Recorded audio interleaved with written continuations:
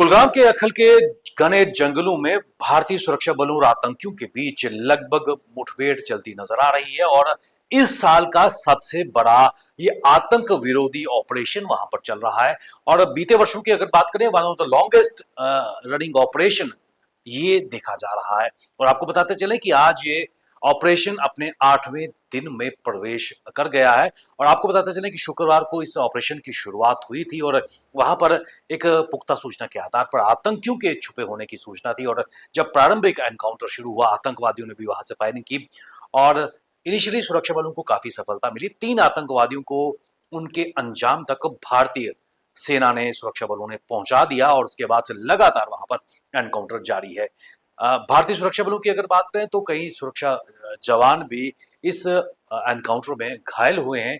और डीजीपी जम्मू कश्मीर नलिन प्रभात की अगर बात करें तो उन्होंने भी वहां पर स्थिति का जायजा लिया, खुद जाकर जवानों से मुलाकात की है। और उसके अलावा जो सेना के शीर्ष अधिकारी हैं वो भी इस ऑपरेशन पर नजर बनाए हुए हैं, वहां पर मौके पर मौजूद है। टोपोग्राफी की अगर बात करें तो अखल का ये क्षेत्र घने जंगल है वहां पर, और उन गले जंगलों में इस तरह के ऑपरेशन को चलाना अपने आप में एक बहुत कठिन चुनौती है। लेकिन जिस तरह उस पूरे इलाके को, खासकर जो आतंकियों का जो छुपने के स्थान थे, उस एरिया को पूरी तरह कॉर्डन ऑफ कर दिया गया है। ड्रोन की मदद ली जा रही है, हेलीकॉप्टर्स की मदद ली जा रही है और लगातार वहां पर आतंकियों के छुपे होने की जो एरिया है उसको कॉर्डन ऑफ किया जा रहा है।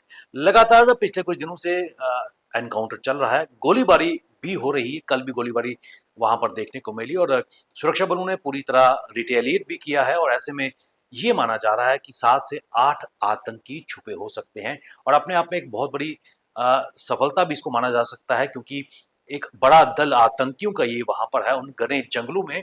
और आपको बताते चले कि ये जंगल नेचुरल कहीं ना कहीं शेल्टर आतंकियों को देते हैं, जहां पर छुपने के स्थान भी हैं, पहाड़ी क्षेत्र भी हैं, नेचुरल केव्स भी हैं, जो इन आतंकियों को छुपने का स्थान भी प्रोवाइड करते हैं। और इन घने जंगलों में इन ऑपरेशन को चलाना भी एक बहुत बड़ी चुनौती है, क्योंकि दुश्मन कहाँ पर मौजूद है ये जानना बेहद ही जरूरी है और बेहद ही कठिन हो जाता है।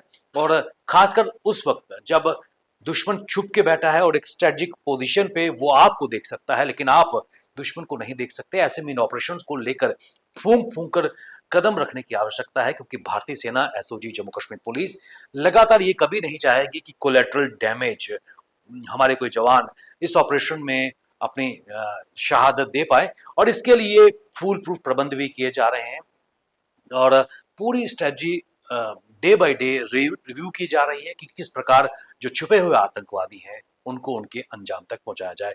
लेकिन जम्मू कश्मीर के इतिहास की अगर बात करें तो पिछले कई वर्षों में ये सबसे बड़ा आतंक विरोधी अभियान चलता हुआ देखा जा रहा है, और जो आज 8वें दिन में प्रवेश कर गया है।